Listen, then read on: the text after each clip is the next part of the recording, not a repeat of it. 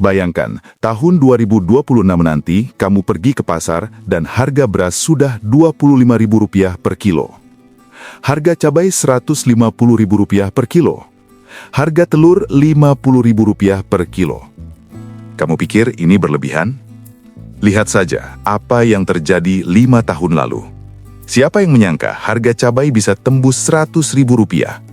Siapa yang menduga harga minyak goreng bisa langka dan harganya melonjak 2 kali lipat dalam hitungan minggu? Dan yang lebih menyakitkan, saat harga kebutuhan pokok naik, gaji kamu tidak ikut naik. Uang tabungan kamu tergerus inflasi. Investasi saham kamu malah merah.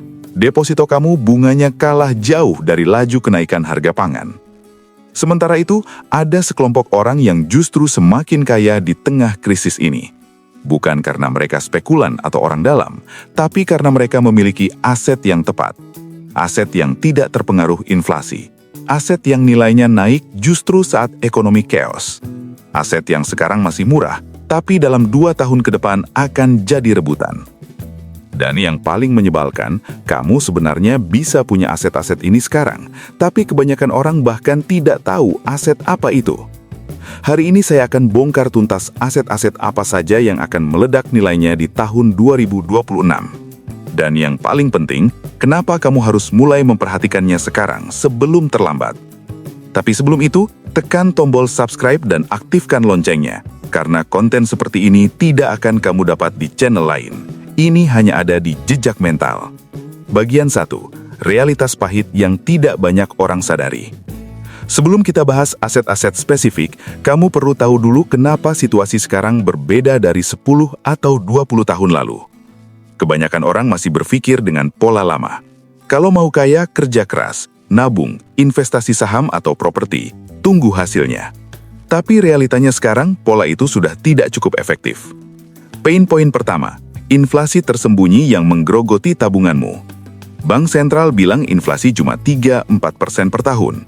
Tapi coba kamu hitung sendiri, berapa kenaikan harga beras, minyak goreng, daging, sayur, bensin, listrik, biaya sekolah anak dari tahun ke tahun. Kalau kamu jujur menghitung, inflasinya bisa 8-12% per tahun untuk kebutuhan hidup real. Artinya, uang 100 juta yang kamu simpan di deposito dengan bunga 5%, sebenarnya nilainya turun setiap tahun. Pain point kedua, aset konvensional sudah terlalu mahal. Properti di kota besar harganya sudah di atas kepala. Untuk beli rumah tipe 36 di pinggiran Jakarta saja, bisa 700 juta sampai 1 miliar rupiah. Saham blue chip valuasinya sudah tinggi. Emas sudah naik signifikan beberapa tahun terakhir. Kamu masuk terlambat, dapat returnnya kecil, risikonya besar. Pain point ketiga, krisis ekonomi global semakin dekat. Banyak ekonom memprediksi dalam 2-3 tahun ke depan akan terjadi resesi besar. Ketegangan geopolitik semakin panas, rantai pasok global sudah rapuh. Krisis pangan mulai terjadi di berbagai negara. Pertanyaannya bukan apakah krisis akan terjadi, tapi kapan dan seberapa parah. Dan ketika krisis datang, aset-aset finansial seperti saham dan obligasi bisa anjlok. Tapi ada satu jenis aset yang justru naik nilainya saat krisis. Aset real yang memenuhi kebutuhan dasar manusia. Dan disinilah kita masuk ke pembahasan inti. Aset-aset apa yang bisa menjawab semua pain point ini? Bagian 2. Aset pertama, tanah pertanian produktif. Aset pertama yang harus kamu perhatikan adalah tanah pertanian produktif. Sekarang mungkin kamu berpikir, tanah pertanian? Saya bukan petani, saya orang kota. Ngapain saya beli tanah sawah? Dengar dulu. Realita pertama, tanah pertanian adalah aset paling langka di dunia. Setiap tahun, ribuan hektar lahan pertanian di Indonesia berubah fungsi, jadi perumahan, pabrik, jalan tol. Data dari Kementerian Pertanian menunjukkan Indonesia kehilangan sekitar 50.000 sampai 100.000 hektar lahan sawah setiap tahun. Lahan pertanian terus menyusut, tapi jumlah mulut yang harus diberi makan terus bertambah. Artinya apa? Suplai turun, demand naik. Hukum ekonomi paling dasar, harga akan naik. Realita kedua, negara-negara besar sudah bergerak duluan. Cina sudah membeli jutaan hektar lahan pertanian di Afrika, Amerika Latin, dan Asia Tenggara. Saudi Arabia membeli tanah pertanian di Indonesia, Australia, dan berbagai negara lain. Jepang, Korea, bahkan investor dari Eropa, semua berburu lahan produktif. Mereka bukan bodoh, mereka tahu persis apa yang akan terjadi. Krisis pangan global. Dan mereka mengamankan asetnya sekarang, saat harganya masih masuk akal. Realita ketiga, tanah pertanian punya dua sumber return. Pertama, capital gain. Nilai jual tanah akan naik seiring waktu. Data menunjukkan harga tanah sawah produktif di Jawa naik rata-rata 10-15% per tahun dalam 10 tahun terakhir. Bahkan di beberapa lokasi strategis bisa naik 20-30% per tahun. Yang kedua, cash flow. Tanah yang produktif bisa menghasilkan pendapatan rutin dari hasil panen. 1 hektar sawah produktif bisa panen 5-6 ton gabah per musim tanam. Dengan 2 kali tanam per tahun, itu 10-12 ton. Kalau harga gabah Rp6.000 per kilo, itu 60-72 juta rupiah bruto per tahun dari 1 hektar. Dikurangi biaya operasional sekitar 40-50%, kamu masih bisa untung bersih 30-36 juta rupiah per tahun. Itu belum termasuk kenaikan nilai tanah. Bandingkan dengan aset lain, emas tidak ada cash flow, saham bisa dapat dividen, tapi fluktuatif. Properti kota harus disewakan dulu. Tanah pertanian, selama manusia butuh makan, nilainya terjaga. Tapi ada syaratnya, jangan asal beli tanah. Kamu harus pastikan tanahnya produktif, punya akses air yang baik, tidak terkena banjir, tidak terlalu jauh dari akses jalan, dan idealnya sudah ada sistem irigasi. Faktor yang perlu diperhatikan, kesuburan tanah, akses air, lokasi tidak terlalu terpencil, dan status legalitas jelas. Dan satu lagi, jangan beli tanah pertanian dengan mindset properti. Jangan beli lalu dibiarkan kosong. Kamu harus produktifkan. Entah kamu garap sendiri, bagi hasil dengan petani, atau sewa ke orang lain. Yang penting tanah itu menghasilkan. Bagian 3. Aset kedua, komoditas pangan strategis. Sekarang kita masuk ke aset kedua, komoditas pangan strategis. Ini adalah bahan pangan dasar yang konsumsinya stabil, bahkan naik terus. Beras, jagung, kedelai, bawang merah, cabai, gula, garam, minyak goreng. Kenapa komoditas pangan jadi aset yang menarik? Alasan pertama, harganya sangat volatil, tapi tren jangka panjangnya naik. Lihat saja grafik harga beras 10 tahun terakhir, naik terus dari sekitar Rp8.000 per kilo di 2014, sekarang sudah Rp13.000 sampai Rp15.000 per kilo. Cabai bisa naik 200-300% dalam hitungan bulan saat pasokan terganggu. Minyak goreng sempat langka dan harganya melonjak drastis. Volatilitas ini membuka peluang besar bagi yang paham timing dan siklus harga. Alasan kedua, permintaan tidak akan pernah turun. Orang bisa berhenti beli gadget baru, orang bisa tunda beli mobil, tapi orang tidak bisa berhenti makan. Setiap hari ratusan juta orang di Indonesia butuh beras, butuh sayur, butuh lauk. Ini demand yang konstan dan tidak terpengaruh resesi. Alasan ketiga, produksi global semakin tidak stabil. Perubahan iklim bikin musim tanam kacau. Cuaca ekstrim merusak panen. Hama dan penyakit tanaman semakin sulit dikendalikan. Banyak petani beralih profesi karena margin usaha tani tipis.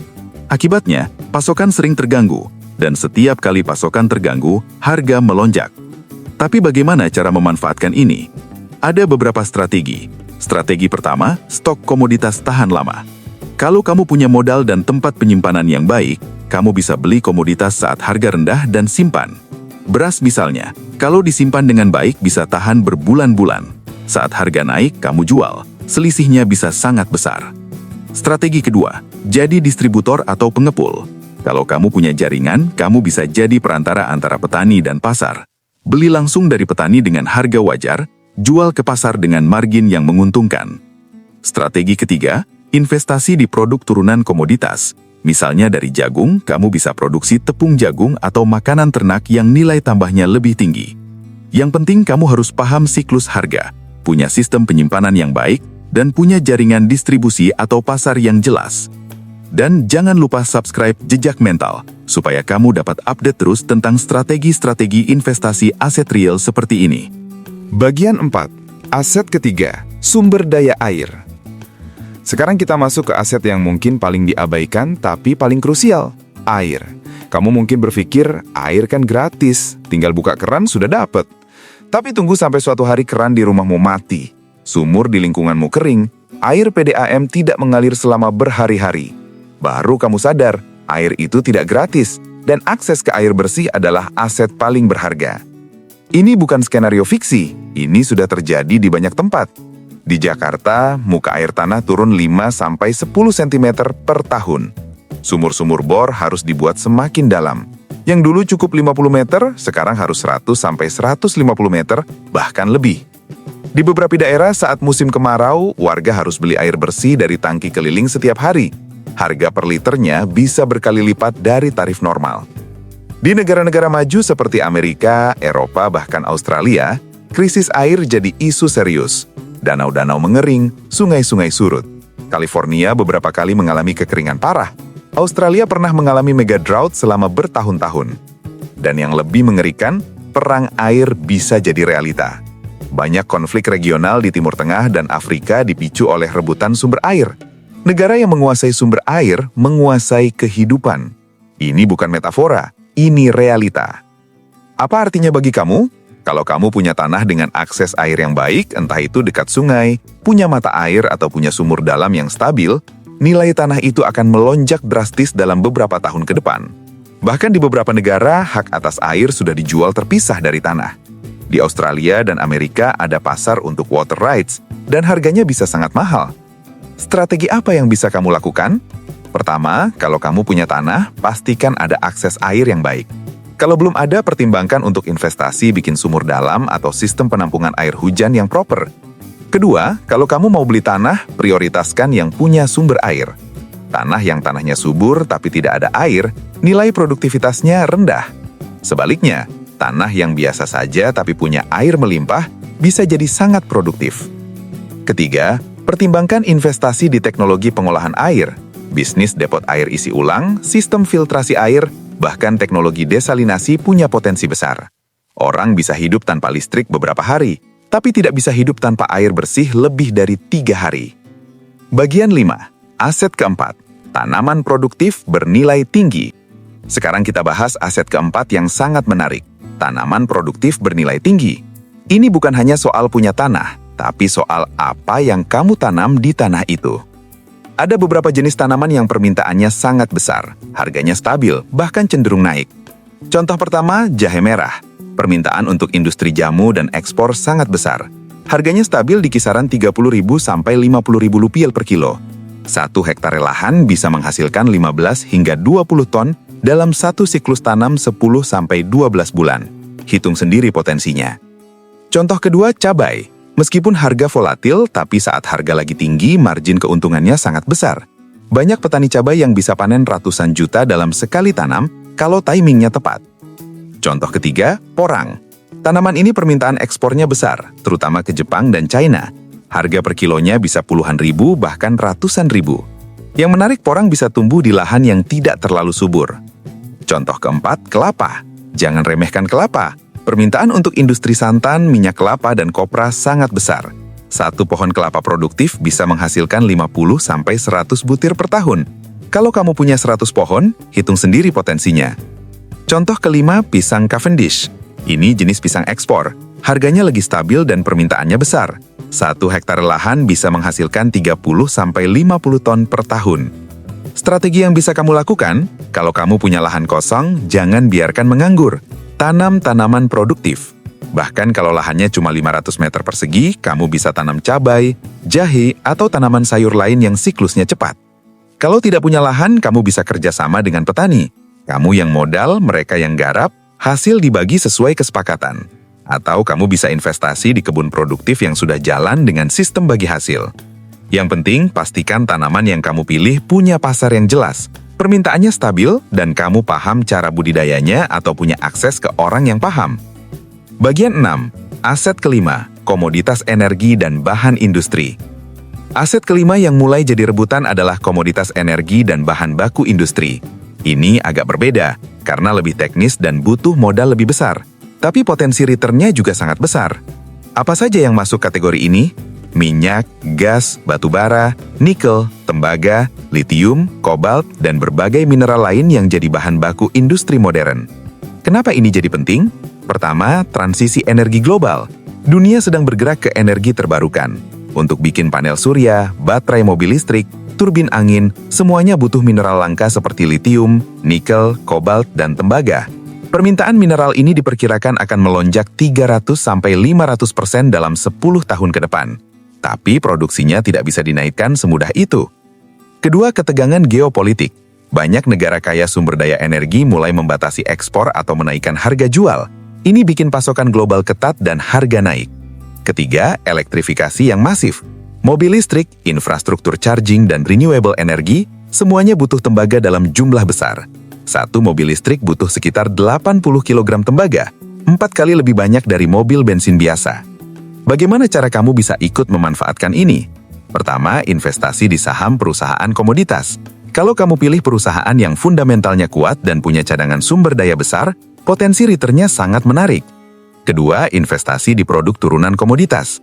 Kalau kamu tidak bisa beli nikel atau litium langsung, kamu bisa investasi di bisnis yang menggunakan bahan baku itu, seperti produsen baterai. Ketiga, investasi di logam mulia selain emas. Perak, platinum, palladium, semuanya punya fundamental kuat dan harganya masih jauh lebih rendah dari emas, tapi potensi naiknya besar. Yang penting, kamu harus paham bahwa komoditas energi dan bahan industri ini sangat dipengaruhi sentimen global. Jadi resikonya lebih tinggi dibanding aset real lain. Tapi kalau kamu bisa timing dengan tepat, returnnya bisa berkali-kali lipat. Bagian 7. Mengapa semua aset ini bakal meledak di 2026? Sekarang pertanyaan besarnya, kenapa tahun 2026? Kenapa bukan sekarang atau 2027? Jawabannya ada pada konvergensi beberapa faktor besar. Faktor pertama, siklus ekonomi global. Banyak ekonom memprediksi 2025-2026 akan terjadi resesi besar. Dan setiap kali resesi terjadi, orang-orang akan lari ke aset real yang aman.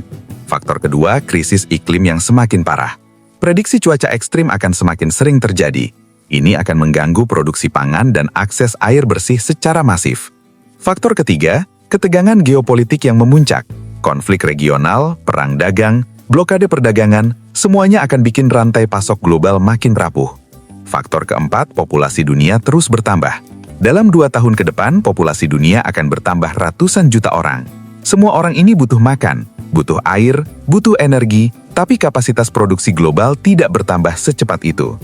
Faktor kelima, pergeseran pola investasi institusional. Dana pensiun, sovereign wealth fund, dan investor institusional besar sudah mulai realokasi portofolio mereka ke aset real. Norway Sovereign Wealth Fund sudah meningkatkan alokasi ke real assets. Blackstone sudah membeli banyak farmland. Ketika uang besar mulai masuk ke aset-aset real ini, harganya akan naik cepat karena supply terbatas, sementara demand besar. Faktor keenam, deglobalisasi dan reshoring. Banyak negara mulai membawa produksi kembali ke dalam negeri. Ini bikin demand untuk sumber daya lokal naik. Faktor ketujuh, transisi moneter global. Kalau kepercayaan pada fiat currency menurun, orang-orang akan lari ke hard assets, tanah, emas, komoditas, hal-hal yang punya nilai intrinsik. Semua faktor ini datang bersamaan dalam 2 tahun ke depan, dan konvergensi ini akan menciptakan perfect storm yang bikin harga aset real melonjak drastis.